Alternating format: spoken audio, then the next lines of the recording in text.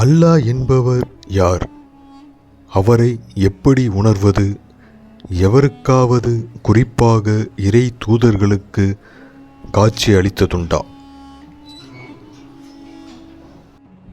அல்லாஹ் என்றால் அரபு மொழியில் கடவுள் என்று அர்த்தம்.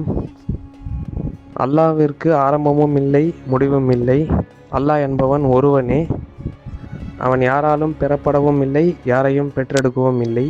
மீனிங் அல்லாஹ்வுக்கு பேரண்ட்ஸ் கிடையாது, பசங்க கிடையாது, ஒய்ஃப் கிடையாது, ஃபேமிலி கிடையாது. அல்லாஹ் ஒரே ஆள், ஒருவன். அல்லாஹ் இட்டர்னல், என்றும் வாழக்கூடியவன், அழிவே இல்லாதவன், தேவையற்றவன். படைப்புகள் தான் அவன் மீது தேவையடைகின்றன. அவனுக்கு யார் மீதும் எந்த தேவையும் இல்லை. ஏன்னா அவன் தனித்தவன். அவனை போல் எதுவும் இல்லை. அவனை மாதிரி எதுவுமே இல்லை. அல்லாஹ் யூனிக்கு. அவன் படைப்பு இனங்களை போல் இருக்க மாட்டான். சொர்க்கத்தை அடையக்கூடிய மனிதர்களுக்கு அல்லாஹ் தன்னை காட்டுவார். அவர் காட்சி கொடுப்பார். அல்லாஹ்வுடைய முகத்தை அல்லாஹ் காட்டுவார் சொர்க்கத்தை அடையிற மக்களுக்கு. மற்றபடி மறுமையில் பொதுவாக எல்லா மக்களுக்கும் அல்லாஹ் உரையாடுவார். ஜட்ஜ்மெண்ட் டே, தீர்ப்பு நாள் அன்னைக்கு ஒரு மனிதனையும் கேள்வி கணக்கு கேட்கும்போது உரையாடுவார். ஆனால் காட்சி கொடுக்கறது, காட்டுறது சொர்க்கத்தில் வந்தடையக்கூடிய மனிதர்களுக்கு மட்டும் அல்லாஹ் அல்லாஹ் தன்னை காட்டுவார். மன்னரை உலகம் என்பது என்ன? இந்த உலகம்ல இப்போ மக்கள் உயிரோட நம்ம இருக்கோம், வாழ்ந்துக்கிட்டு இருக்கோம். அல்லாஹ் பர்சக் அப்படின்னு ஒரு உலகம் படைத்திருக்கார். அந்த பர்சக் என்ற உலகம் என்னன்னா, இப்போ இறக்குறவங்க எல்லாம் அந்த பர்சக் என்ற உலகத்துக்கு போவோம். இந்த பாடியை நம்ம இங்கே தான் விட்டுருவோம். நம்மளோட ஆத்மா அந்த பர்சக் என்ற உலகத்துக்கு அல்லாஹ் கொண்டு செல்வார். அங்கே போனோன்னா அங்கே ஒரு புது பாடி தருவார் நம்மளுக்கு. இந்த பாடி இல்லாமல் அது புது பாடி. இந்த இதை ரெப்ரசன்ட் பண்ணுற மாதிரி தான் இருக்கும் அந்த தோற்றம். ஆனால் டிஃப்ரெண்ட்டான பாடி. அந்த பர்சக்கில் திரும்ப உயிர் குத்து அல்லாஹ் நம்மளை எழுப்பிடுவார். அங்கே 2 மலக்குகள், ஏஞ்சல், வானவர்களை அல்லாஹ் அனுப்புவார். அந்த வானவர்கள் நம்மக்கிட்ட கேள்வி கேட்பாங்க. உன்னை படைத்த நீ யாரை வணங்கின பூமியில்? உன்னோட லார்டு. அதாவது அவங்க எக்ஸாக்டாக கேட்குற கேள்வி என்னென்னா, அந்த 2 மலக்குகள், ஏஞ்சல்ஸ் அந்த மனிதரிடம் என்ன கேட்பாங்கன்னா, உன்னுடைய லார்டு யார்? லார்டுனா நம்மளை படைத்து பரிபாலித்து வளர்த்து நம்மளுக்கு எல்லாம் செய்யக்கூடியவர் தான் லார்டு. லார்டுனா அல்லாஹ், அதாவது கடவுள், இறைவன் தான் லார்டு. ஸோ லார்டு யார்? உன்னுடைய லார்டு யார் அப்படின்னு கேட்பாங்க. அப்புறம் உங்களுக்கு ஒருத்தர் அனுப்பப்பட்டாரே, அவரை குறித்து, அதாவது தூதர் யார்? இப்போ முஸ்லீம்ஸ் என்ன சொல்லுவாங்க? முஹம்மது நபி ஸல்லல்லாஹு அலைஹி வஸல்லம் சொல்லுவாங்க. கிறிஸ்டின்ஸ் ஜீசஸ் அலைஹிஸ்ஸலாம் அப்படின்னு சொல்லுவாங்க. ஒரு சமூகத்துக்கு ஒரு தூதர் அமைச்சிருக்காருல்ல, அந்த விஷயத்த சொல்லுவாங்க. முஹம்மது நபி மொத்த மனித குலத்துக்கும் மொத்த படைப்புக்கும் அனுப்பப்பட்ட கடைசி தூதர் தான் முஹம்மது நபி. அதாவது ஒரு குறிப்பிட்ட சமூகம் இல்லாமல் மொத்த ஹியூமனிட்டி, மொத்த மனிதர்களுக்கும் மொத்த படைப்புகளுக்கும் எல்லாருக்கும் அனுப்பப்பட்ட கடைசி இறை தூதர், எல்லாருக்கும் அனுப்பப்பட்ட தூதர் தான் முஹம்மது நபி. அவர் எல்லாருக்கும் அனுப்பப்பட்ட ஸல்லல்லாஹு அலைஹி வஸல்லம். அதுக்கப்புறம் எந்த வேதத்தை நீங்கள் ஃபாலோ பண்ணீங்க அப்படின்னு கேள்வி கேட்பாங்க. முஸ்லீம்ஸ் குரான் சொல்லுவாங்க. Christians Bible. அவங்களுக்கு இனிஷியலாக அல்லாஹ் கொடுத்தது இன்ஜீல். அப்புறம் லேட்டரில் எடிஷன்ஸ், பழைய ஏற்பாடு புதிய ஏற்பாடுன்னு வந்துச்சு, பைபிள். அந்த மாதிரி கேட்பாங்க. இப்போது ஜூஸ் என்ன சொல்லுவாங்கன்னா, மோசஸ் தான் தூதர். அவங்களுக்கு அனுப்பப்பட்டது என்ன வேதத்தை ஃபாலோ பண்ணாங்கன்னா தோரான்னு சொல்லுவாங்க. அந்த மாதிரி தான். அப்புறம் 4th கேள்வி அடுத்த கேள்வி நீங்கள் என்ன ரிலீஜனை ஃபாலோ பண்ணீங்க, உங்களோட ரிலீஜன் என்ன அப்படின்றது கேட்பாங்க. இந்த 4 கேள்வி அந்த மலக்கு, ஏஞ்சல்ஸ் 2 பேர் கேட்பாங்க. அவர்களோட தோற்றம் கருப்பு நிறத்தில் இருப்பாங்க, கண்ணு ப்ளூ கலரில் இருக்கும். அந்த கேள்வி கேட்கக்கூடிய அந்த ஏஞ்சல்ஸ் பெயர்கள் முன்கர், நக்கீர். அவங்க 2 பேர் தான் இங்கேருந்து நம்ம இறக்குறோம்ல அந்த மன்னரை, அதாவது அந்த ஆலமுல் பர்சக், அந்த உலகத்தோட பெயர் பர்சக். அல்லாஹ் படைச்ச உலகம். இங்கே இந்த உலகத்தையும் அல்லாஹ் படைக்கிறாரு, அதையும் படைச்சிருக்காரு. இப்போ இங்கேருந்து இறக்குறவங்க அந்த ஆலமுல் பர்சக், அந்த பர்சக்கு கொண்டு செல்லப்படுவார்கள். அங்கே உயிர் குத்து அல்லாஹ் நம்மளை எழுப்பி அங்கே ஒரு பாடி தந்து 2 ஏஞ்சல்ஸ் வருவாங்க, முன்கர் நக்கீர்னு. அவங்க கேட்பாங்க, உங்களுடைய லார்டு யார்? உங்களோட தூதர், உங்களுக்கு அனுப்பப்பட்ட தூதர் யார், உங்களோட என்ன வேதத்தை ஃபாலோ பண்ணீங்க, என்ன ரிலீஜனை ஃபாலோ பண்ணீங்க அப்படின்னு அவங்க கேள்வி கேட்பாங்க. அவங்க தோற்றம் வந்து பிளாக் கலராக இருப்பாங்க, கண் வந்து ப்ளூ கலரில் இருக்கும். ஸோ இதுக்கான பதில் அதுதான் பர்சக். மன்னரை தமிழில் வந்து மன்னரை உலகம் சொல்லுவாங்க, ஆனால் அதோட பேர் வந்து பர்சக். இஸ்லாத்தில் மறுபிறவி என்பது இல்லை என்று நம்பப்படுகிறது. ஆனால் மறுமை என்பது ஒன்று உண்டு என்றும் கூறப்படுகிறது. இதன் காரணம் என்ன? இஸ்லாமில் வந்து இந்த மறு ஜென்மம், போன ஜென்மம், இந்த மாதிரி விஷயங்கள்லாம் கிடையாது. நம்ம இறந்துட்ட பிறகு திரும்ப அல்லாஹ் நம்மளை வந்து எல்லா மனிதர்களையும் உயிர் கொடுத்து எழுப்புவார். இங்கிலீஷில் ரிசரக்ஷன், தமிழில் வந்து உயிர் தெழுப்புதல் அப்படின்னு பேர். அல்லாஹ் வந்து எல்லாரையும் அல்லாஹ் எல்லாருக்கும் உயிர் கொடுத்து எழுப்புவார். எழுப்பி கேள்வி கணக்கு கேட்பார். அதை ஜட்ஜ்மெண்ட் டே, கியாமா நாள் அப்படின்னு சொல்லுவாங்க, தீர்ப்பு நாள் அப்படின்னு சொல்லலாம். அந்த இடத்துல வந்து அனைத்து மக்களையும் அல்லாஹ் உயிர் கொடுத்து எழுப்பி அங்கே வந்து கேள்வி கணக்கு கேட்பார், எப்படி நம்ம பூமியில் வாழ்ந்தோம். ஏன்னா இந்த அல்லாஹ் வந்து இந்த பூமியை நம்மளை படைச்சதுக்கு காரணமே சோதிப்படுத்துறதுக்கு தான். யார் வந்து நல்லது செய்கிறீங்க அப்படின்றதுக்காக தான் மரணத்தையும் வாழ்க்கையும் அல்லாஹ் படைக்கிறாரு. அதனால தான் பூமி வந்து எல்லோரும் இப்போது அண்டர்கோ பண்ணுறது வந்து டெஸ்ட்டு, ஒரு சோதனை தான்.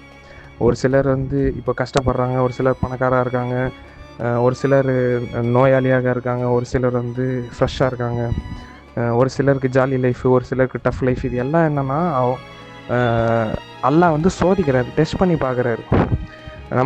அதுதான் உண்மை. இந்த கர்மா இப்படி அவங்க பல ஜென்மத்தில் இப்படி அதுக்கான பலன் தான் இப்படி அப்படி சொல்லக்கூடாது. அந்த நம்பிக்கை கிடையாது, அது தவறு. எல்லா மனிதர்களையும் அல்லாஹ் சோதிக்கிறார்.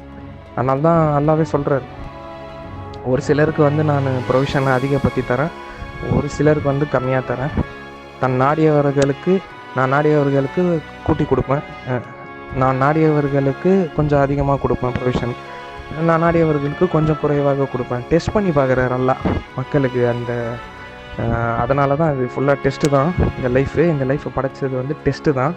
டெஸ்ட்டுக்குள்ளே அதுக்கப்புறம் நம்மளை இந்த பூமியிலேருந்து இறந்த பிறகு உயிர் குத்து அனைத்து மக்களையும் எழுப்பி அல்லாஹ் வந்து கேள்வி கணக்கு கேட்பார். ஜட்ஜ்மெண்ட் டேல கேள்வி கணக்கு கேட்டு தராசு கொண்டு வரப்படும். அந்த தராசில் நம்ம பண்ண நல்ல காரியங்கள், நம்ம பண்ண தீமை காரியங்கள், பாவம் மற்றும் நன்மை, இது எல்லாத்தையும் அந்த தராசில் எடை போட்டு எது வந்து மிஞ்சுதுன்னு பார்ப்பாங்க.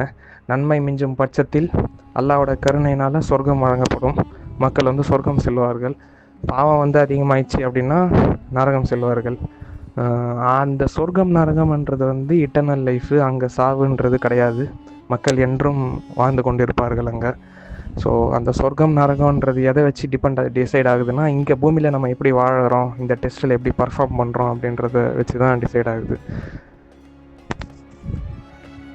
ஸோ பர்சக்ன்றது வந்து இந்த மறுமை நாள்லாம் ஃபைனல், அந்த ஜட்ஜ்மெண்ட் டே, அந்த மறுமை நாள்லாம் வர்றதுக்கு முன்னாடி இப்போதைக்கு ஆத்மாக்கள் இப்போ இங்கேருந்து இறக்குறாங்கல்ல, அவங்க எல்லாம் கொண்டு செல்லப்படுற இடம், அந்த இடம் தான் பர்சக்கு.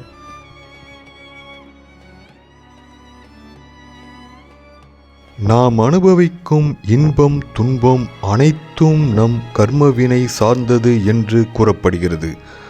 ஆனால் மறுபிறவி என்று ஒன்று இல்லாத பட்சத்தில் நம் துன்பத்திற்கு என்ன காரணம்?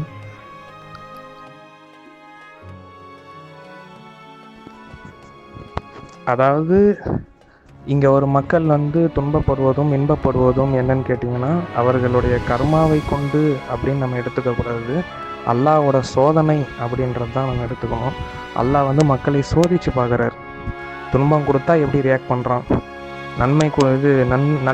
நல்ல நன்மை அவன் சைடில் வரும்போது எப்படி ரியாக்ட் பண்ணுறான், இன்பம் துன்பங்களுக்கு எப்படி அவன் ரியாக்ட் பண்ணுறான்னு சொல்லி அல்லாஹ் சோதித்து பார்க்குறாரு. யாருக்கும் முழுமையாக துன்பம்லாம் கொடுக்கவும் இல்லை, யாருக்கும் எல்லாம் முழுமையாக துன்பம் தரதில்லை, யாருக்கும் எல்லாம் முழுமையாக இன்பம் தரதில்லை. அது ஒரு சைக்கிள் மாதிரி, அப்ஸ் அண்ட் டவுனு. அது எல்லா மனிதர்களுக்கும் அவங்கவுங்களோட இதுக்கு ஏற்ற மாதிரி, அவங்களோட கெப்பாசிட்டிக்கு ஏற்ற மாதிரி எல்லாம் டெஸ்ட் பண்ணுறாரு. இன்னாருடைய ஆத்மா எவ்வளோ தாங்குமோ அதற்கு மேலே அல்லாஹ் வந்து எக்ஸ்ட்ரா ஆட் பண்ணுறது இல்லை சோதனையை. அவங்க எவ்வளோ தாங்க லிமிட்டோ அதுக்கேற்ற மாதிரி எல்லாம் டெஸ்ட் பண்ணி பார்க்குறாரு. ஏன்னா இந்த பூமியை அல்லாஹ் படைத்ததன் நோக்கம், அல்லாஹ் சொல்கிறாரு, இந்த மரணத்தையும் வாழ்க்கையையும் படைத்ததன் நோக்கமே உங்களில் யார் நல்லது செய்கிறீங்க அப்படின்றத டெஸ்ட் பண்ணி பார்க்குறதுக்கு தான். நீங்கள் டெஸ்ட் பண்ணி அந்த டெஸ்ட்டு கிளியர் பண்ணிங்க, அவர் சோதனையில் பாஸ் பண்ணிங்கன்னா அதுக்கான ரிவார்டு எல்லாம் வந்து மறுமையில் தருவார். மறுமையில் அந்த ரிவார்டு தான் சொர்க்கம். இந்த இந்த பூமியில் நம்ம எப்படி வாழ்கிறோன்றதை டிபெண்ட் பண்ணி தான் அந்த நன்மை தீமை கவுண்ட்டு.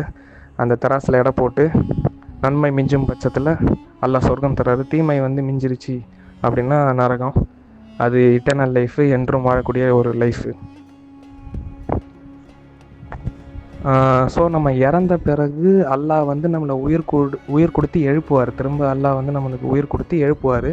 எழுப்பி கேள்வி கணக்கு விசாரணை நம்மளை செஞ்சு அதுக்கப்புறம் சொர்க்க நரகம் நம்மளுக்கு தீர்ப்பாகும், சொர்க்கமா நரகமா அப்படின்றது மறுமையில்.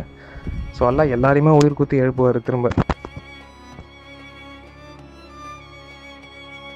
சொர்க்கம் நரகம் ஒன்று இருப்பது உண்மையா அல்லது வெறும் கற்பனையா?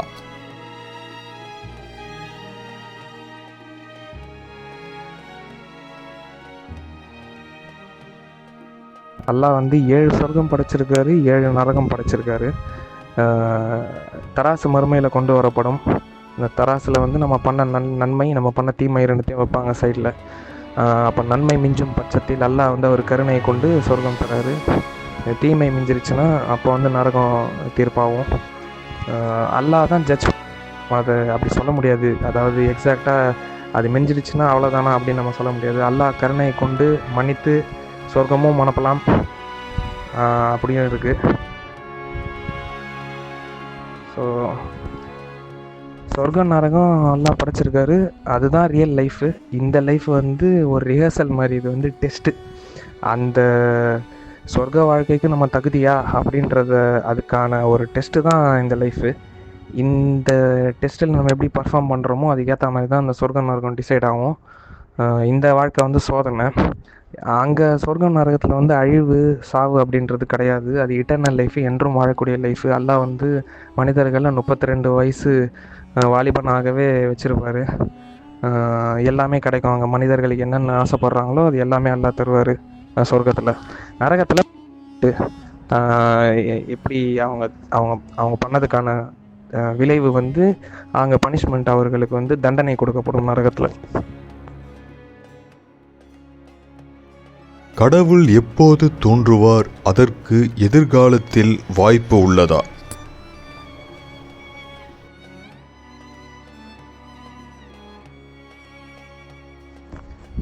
அதாவது கடவுள் அல்லாஹ் என்பவர் என்றும் வாழ்ந்து கொண்டே இருப்பவர். ஆரம்பமும் இல்லை, அவருக்கு முடிவும் கிடையாது, எல்லை கிடையாது அல்லாஹ்க்கு. அவர் எப்படி தோன்றுவார்னு நீங்கள் கேட்ட கேள்வி. அதாவது எதிர்காலத்தில் அவர் வந்து தோன்றணும் அவசியம் இல்லை. அவர் ஏற்கனவே அல்லாஹ் இருக்கார். அவர் வந்து இந்த மறுமை நாள், உலக அழிவு நாள் வரத்துக்கு முன்னாடி என்னன்னா, ஈசா நபி, அதாவது இயேசுநாதரை வந்து அல்லாஹ் பீஸ் பி அப்பான் ஹிம் அலைஹிஸ்ஸலாம், அவருக்கு சாந்தி உண்டாவதாக, அவரை வந்து அல்லாஹ் அனுப்புவார் பூமியில். ஏன்னா இங்கே இந்த பூமியில் ஆன்டி கிரைஸ்ட் அதாவது தஜ்ஜால், அந்த பொய்யன் அவன் தோன்றுவான். அவனை அழிப்பதற்கு இயேசுநாதரை மற்றும் இமாம் Mahdi piece B upon him அவரை அல்லாஹ் வந்து அனுப்புவார். இவங்க சேர்ந்து அந்த ஆன்டி கிரைஸ்ட்டுக்கு அகேன்ஸ்டாக ஃபைட் போட்டு இயேசுநாதர் வந்து ஆன்டி கிரைஸ்ட் அழிப்பார். அப்புறம் நீதியான ஒரு ஆட்சியை வந்து நிலைநாட்டுவாங்க பூமியில். ஸோ இயேசுநாதரோட செகண்ட் கம்மிங் தான் அலைஹிஸ்ஸலாம்.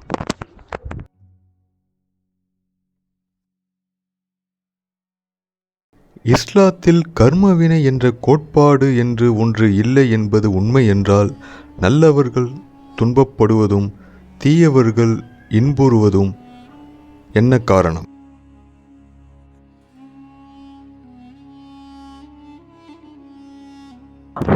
நம்ம பண்ணுற நன்மையை அல்லாஹ் நோட் பண்ணுறார், நம்ம பண்ணுற தீமையையும் அல்லாஹ் வந்து நோட் பண்ணுறாரு. அதுக்கான கூலி, நன்மை செஞ்சால் அதுக்கான நற்கூலி வந்து அல்லாஹ் மறுமையில் தராரு. அது தீமை செஞ்சால் அந்த தீமைக்கான அந்த தீமைக்கான கூலியையும் அல்லாஹ் தர்றார். தீமைக்கு என்ன கான்சிக்வன்ஸு, விளைவு, பனிஷ்மெண்ட்டுன்றதை அல்லாஹ் அங்கே தருவார். இப்போ நம்ம தீமை செய்து அந்த தீமை தப்பு அப்படின்னு அந்த தப்பை உணர்ந்துட்டு அதை செய்யாமல் திரும்ப அல்லாஹ் கிட்ட போய், அல்லாஹ் என்னை மன்னிச்சிருங்க, நான் பண்ண தப்புக்கு, நான் தப்பு பண்ணிட்டேன், பண்ண தப்பு தான், அதை தப்பை உணர்ந்து அல்லாஹ்விடம் வந்து மன்னிப்பை கேட்டால் அல்லாஹ் வந்து மன்னிச்சிடுறார். ஸோ நன்மையும் எல்லாம் நோட் பண்ணுறாரு, தீமையும் எல்லாம் நோட் பண்ணுறாரு. அதுதான் நம்மளோட ஆக்ஷன்ஸு, டீட்ஸு, அமல்னு சொல்கிறோம். அந்த நம்ம அனைத்தும் எல்லாம் நோட் பண்ணுறாரு, டெஸ்ட் பண்ணுறாரு, ரெக்கார்ட் ஆகுது. அவருடைய ஏஞ்சல்ஸ் வந்து ரெக்கார்ட் பண்ணுறாங்க ரெண்டு தீமை, நன்மை தீமையை நன்மையை ஒருத்தர் ரெக்கார்ட் பண்ணுறாரு, தீமையை ஒருத்தர் ரெக்கார்ட் பண்ணுறாரு. ஏன்னா நம்ம செய்கிற நன்மை தீமையை தான் மறுமை நாளில் வந்து தராசில் மீசான் தராசில் வந்து மீசான் ஸ்கேல், அதில் தான் நம்ம பண்ணுற நன்மை தீமையை எடை போடுவாங்க. எடை போட்டு நன்மை அதிகமாக இருக்கும் பட்சத்தில் சொர்க்கமும், தீமை அதிகமாகிற பட்சத்தில் வந்து நரகமோ அந்த மாதிரி ஆகுது. ஸோ நம்ம பண்ணுறதுக்கான கான்சிக்வன்ஸ், அந்த கர்மா, அந்த ஆக்ஷன்ஸுக்கு அதுக்கான விளைவு வந்து மறுமையில் தெரியும். அல்லாஹ் நாடினால் அந்த விளைவை வந்து இங்கேயே கொடுக்கலாம். ஸோ அவருடைய விருப்பப்படி தான் அது நடக்கும்.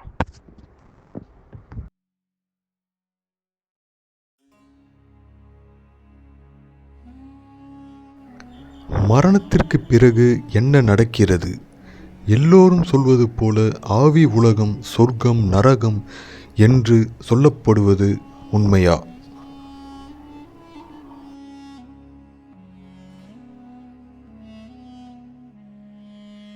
இந்த உலகத்தில் மரணத்திற்கு பின்பு அல்லாஹ் அந்த ஆத்மாவை பர்சக் எனப்படும் உலகத்துக்கு கொண்டு செல்வார். அங்கே வந்து அல்லாஹ் அந்த இங்கே இறந்த ஆத்மாவுக்கு உயிர் கொடுத்து எழுப்புவார். அதுக்கப்புறம் முன்கர் நக்கீர்னு 2 ஏஞ்சல்ஸ் அனுப்புவார். அல்லாஹ் வந்து முன்கர் நக்கீர்னு 2 வானவர்கள், மலக்கு ஏஞ்சலை அனுப்புவார். அவர்கள் வந்து கேள்வி கேட்பாங்க, உன்னுடைய லார்ட் யார், உனக்கு அனுப்பப்பட்ட தூதர் யார், என்ன வேதத்தை நீங்கள் பின்பற்றுனீங்க, எந்த ரிலிஜனை பின்பற்றுனீங்க அப்படின்னு கேள்வி கேட்பாங்க. ஆவி உலகம் என்றெல்லாம் ஒன்று கிடையாது. சொர்க்கம் நரகம் இருக்குது. மொத்தமாக எல்லாம் அழிந்து அல்லாஹ் எல்லாரையும் உயிர் கொடுத்து எழுப்பி தீர்ப்பு நாள் அன்னைக்கு கேள்வி கணக்கெல்லாம் கேட்டு தராசில் நம்ம பண்ண நன்மை தீமையெல்லாம் எடை போட்டு அல்லாஹ் வந்து சொர்க்கம் நரகம் என்று கொடுப்பார். அவர்களுக்கு ஏற்றவாறு அல்லாஹ் வந்து நீதி வழங்கி சொர்க்கம் நரகம்ன்றது கொடுப்பார். சொர்க்கம் நரகம்ன்றது உண்மை, அது நிச்சயமாக உண்மை.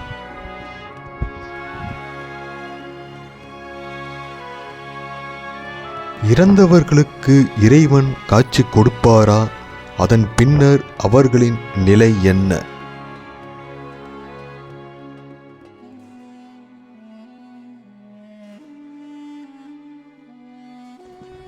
பூமியில் இறந்தவங்கள் அல்லாஹ் வந்து பர்சக் அப்படின்ற ஒரு உலகத்துக்கு அவர்களை கொண்டு செல்வார். அந்த பர்சக்குக்கு போனோன்னா அங்கே ஒரு பாடி தருவார் அல்லாஹ். அங்கே வந்து நம்மளை உயிர் கொடுத்து எழுப்புறாரு. அந்த பர்சக்கில் அந்த இறந்தவர்கள்கிட்ட இப்போ உயிர் வந்துருமா, அவங்க உயிர் அங்கே அந்த பர்சக்கில் வந்தோன்னே 2 மலக்குகள் ஏஞ்சல்ஸ் அல்லாஹ் அனுப்புவார். முன்கர் நக்கீர், கருப்பு கலர் தோற்றமும் கண் வந்து நீல கலரில் இருப்பாங்க. அவங்க வந்து கேள்வி கேட்பாங்க, உன்னுடைய லார்ட் இறைவன், உன்னோட இறைவன் யார், உனக்கு அனுப்பப்பட்ட தூதர் யார், நீ பின்பற்றின வேதம் என்ன, நீ ஃபாலோ பண்ண ரிலீஜியன் என்ன அப்படின்னு கேள்வி கேட்பாங்க. அதுக்கப்புறம் அந்த கேள்விக்கான பதிலுக்கு ஏற்ற மாதிரி ட்ரீட்மெண்ட் நடக்கும். இப்போ அல்லாஹ் சொன்னதன்படி வாழ்ந்த, அதுக்கு கரெக்டாக பதில் சொன்ன ஆத்மாவாக இருந்தால் அங்கே வந்து பனிஷ்மெண்ட் கிடையாது. ஆப்போசிட்டாக இருந்தது, அதுக்கு கரெக்டாக பதில் தெரியல, இறைவன் சொன்னதுக்கு ஆப்போசிட்டாக நம்ம பூமியில் வாழ்ந்திருந்தால் அங்கே அந்த பர்சக் மன்னரை உலகத்திலேயே பனிஷ்மெண்ட் ஸ்டார்ட் ஆகிடும். அதே மாதிரி இறந்தவர்களுக்கு அல்லாஹ் காட்சிலாம் தரமாட்டார், அந்த பர்சக்கு தான் கொண்டு செல்லப்படுவார்கள். மொத்தமாக உலகம்லாம் அழிஞ்சு எல்லா மக்களும் அழிந்து அப்புறம் எல்லாரையும் அல்லாஹ் உயிர் கொடுத்து எழுப்பி மறுமை நாள் தீர்ப்பு நாளில் அல்லாஹ் கேள்வி கேட்பார். 1-to-1 இன்ட்ராக்ஷன் நடக்கும், உரையாடல் நடக்கும். அதுக்கப்புறமா சென்று அடைவார்கள். இல்லை அந்த மக்கள் சொர்க்கம் சென்று அடைகிறாருங்கல்ல, அந்த சொர்க்கம் சென்று அடையக்கூடிய மக்களுக்கு அல்லாஹ் தன்னை காட்டுவார், தன்னுடைய முகத்தை.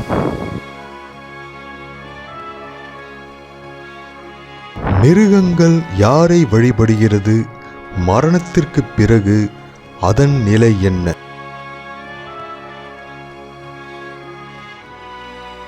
மிருகங்களையும் அல்லாஹ் வந்து உயிர் கொடுத்து எழுப்புவார் மறுமை நாளில். எழுப்பி அந்த மிருகங்களுக்கு ஒரு மிருகம் இன்னொரு மிருகத்துக்கு ஏதாவது தீங்கு செஞ்சுருக்கோம்ல, அதனால் அதுக்கான ஜட்ஜ்மெண்ட்டு நீதியை அல்லாஹ் வழங்குவார். உதாரணத்துக்கு ஒரு கொம்பு இல்லாத ஆடு வந்து ஒரு கொம்பு இல்லாத ஆடை ஒரு கொம்பு உள்ள ஆடு வந்து முட்டியிருக்கு அப்படின்னா, இந்த விக்டிம் இருக்குல்ல, இந்த கொம்பு இல்லாத ஆடு வந்து அது அடி வாங்கியிருக்கு. அப்போது அல்லாஹ் என்ன பண்ணுவார், இந்த 2 ஆடையும் உயிர் குத்தி எழுப்பி அந்த கொம்பு இல்லாத ஆடுக்கு கொம்பு தந்து, நீ பதிலுக்கு வந்து முட்டு, அந்த கொம்பு இருக்க ஆடை முட்டிக்கோ அப்படின்னு சொல்லி அதை செய்து, அப்புறம் அந்த நீதி முடிஞ்ச பிறகு 2த்தையுமே இல்லாமல் ஆக்கிடுவார் அல்லாஹ். அதாவது அது பழைய ஸ்டேட் என்ன, இல்லாமை, நத்திங்னஸ். திரும்ப அந்த நத்திங்னஸ்க்கே அது போயிடும். ஸோ அதுக்கு அந்த அனிமல்ஸுக்கு டிஃப்ரெண்ட்டாக இருக்கும் நீதி வழங்குறது. மனிதர்களுக்கு அப்படி இல்லை. மனிதர்களுக்கு வந்து சொர்க்கம் நரகம்னு இருக்குது. ஏன்னா அனிமல்ஸுக்கு வந்து சாய்ஸ் கிடையாது.